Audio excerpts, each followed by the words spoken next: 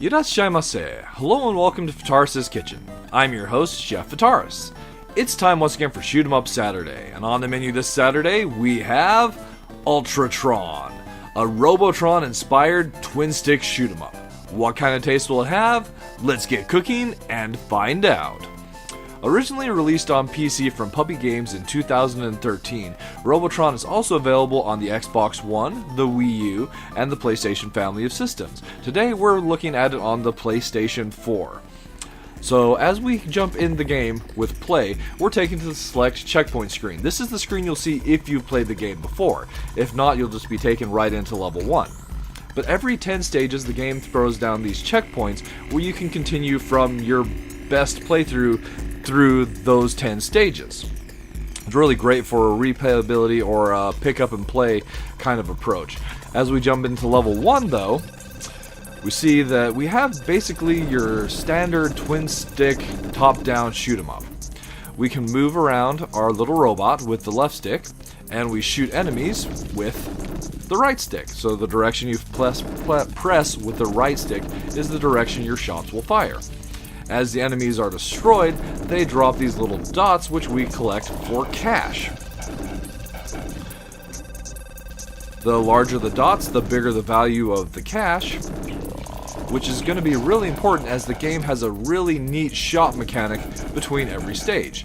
Once we finish the stage, we're automatically taken to the Omnicore Shop-O-Matic, and here we can go and upgrade our robot. We can upgrade the shields, which are basically the number of hits we can take, smart bombs, pretty self-explanatory there, and droid power, which is our shop power. And it's definitely the one we want to upgrade, at least starting out. As you increase stages, each time you go up a level, your multiplier will increase. The multiplier will decrease if you get hit, or if one of your pets that you can buy in the shop happens to get hit.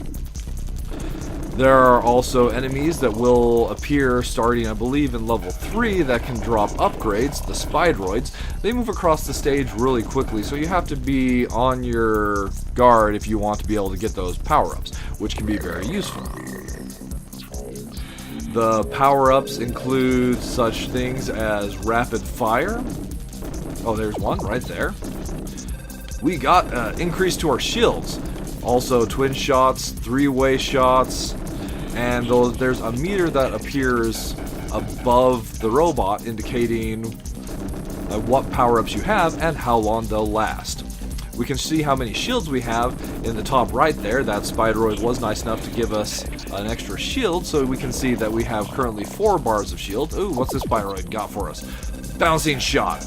So we can see that meter now that I was talking about above the robot that indicates which power-ups you have, and there's a meter that also indicates the duration of the power-up. So as we progress further through the game, we'll unlock more and more upgrades through the shop. Some upgrades that you can unlock are pets, which will follow you around and can shoot other enemies.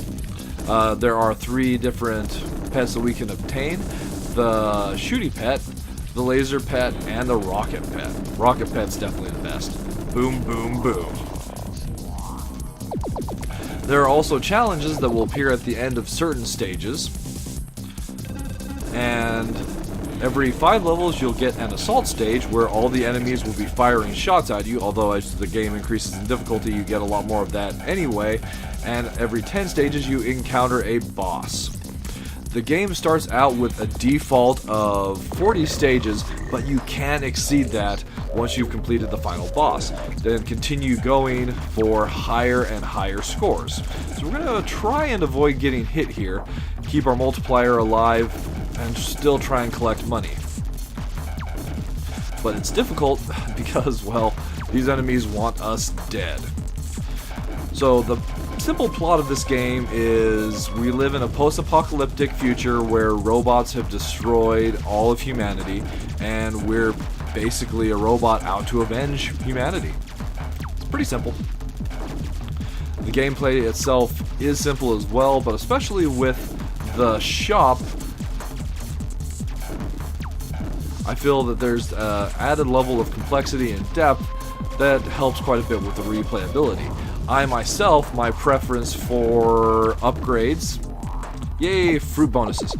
My preference for upgrades happen to be along the lines of just upgrading the power, and then the others can come later, but depending on how you want to play, you might want to get the speed boost and the upgrades that are associated with that, as well as the pets that can be really helpful as well.